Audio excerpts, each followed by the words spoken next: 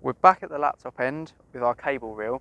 Now, if you follow me, all we've done here is I've just walked the cable reel back from where the sight screen is. So normally our sight screen is over there. For the winter, they're in this corner. So you can see there, I've just walked it out. Please note, we do then have a trailing cable all the way from your sight screen to your scorer. Okay, so that is a constraint with the specialist kit that you need to be aware of, especially from a health and safety point of view. So we go back to our sight screen, back to our laptop. Sorry. The first thing I'm going to do is get the PoE injector out of the packet and plug that into the mains. So we obviously don't have any mains where our scorer sits out here, so we run an extension lead. So I'm just going to grab that, get the mains plug out of there,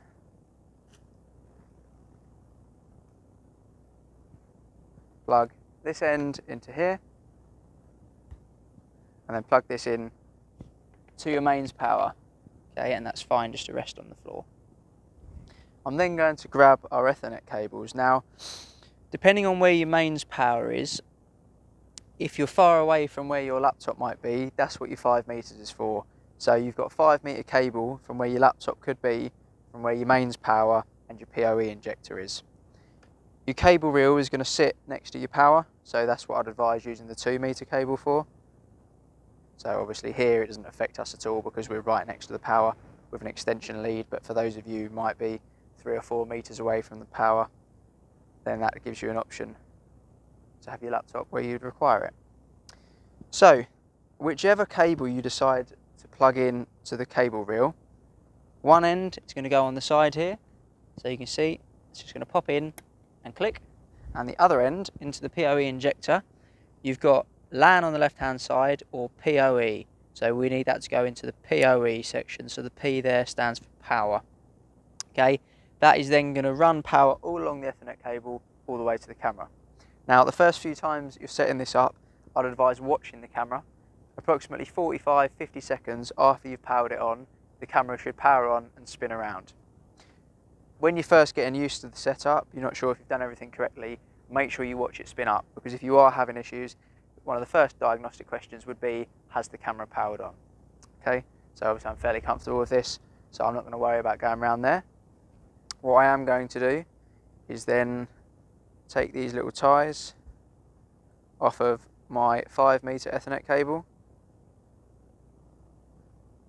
So as mentioned, for us here, it really doesn't matter, we don't need a 5 meter cable, but obviously better to have too much than not enough. So we're going to undo that. Now, again, I'm going to be careful not to try and not let the ends touch wet grass. So I'm going to put one end on there just to ensure it stays dry, he says. This is concrete, it's a dry day, so I'm not as concerned. And I'm going to plug this into the other side, the LAN socket. Okay. From there, I'm going to get our adapter out of the wrapper. Now, the reason for the adapter is, obviously, for those of you who don't ever plug anything into the Ethernet port on your laptop, you could plug this in. However, if people hardwire into their Wi-Fi networks or any other networks, obviously you then need to pop this somewhere else as your available Ethernet port has already been taken. Hence why you pop it in to this RJ45 to USB adapter. From there, as you can probably guess, I'm just going to plug this straight in to the USB port on my laptop. My laptop makes a noise to recognise it, and then you're obviously not going to be able to see it with the sun now, but there will be a white flashing light appear on here if it is receiving data, so you won't be able to see that now, so don't worry about it. Once you've done that, there'll be a separate video showing you how to configure it in your laptop after this one, but it's as simple as that. Okay, you then should see the camera appear in PCS Pro.